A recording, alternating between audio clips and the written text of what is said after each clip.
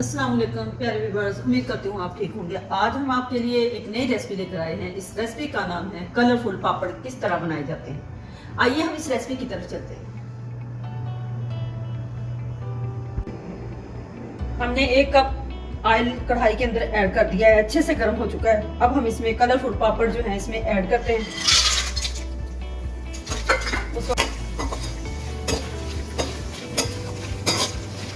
इसको अच्छे से फ्राई करना है।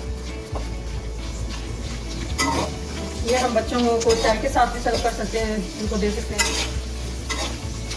आप टी टाइम में भी इस्तेमाल कर सकते हैं इसको।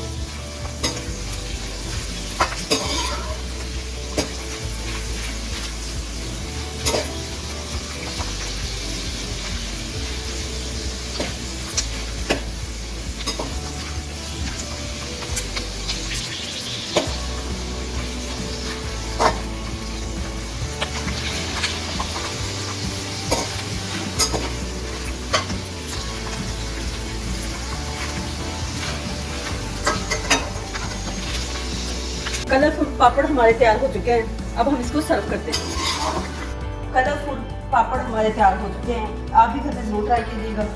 हमारे वीडियो पसंद आए लाइक करना, सब्सक्राइब करना और बेल आइकन को प्रेस करना ताकि हमारी वीडियो हर वक्त आप तक पहुंचती रहे।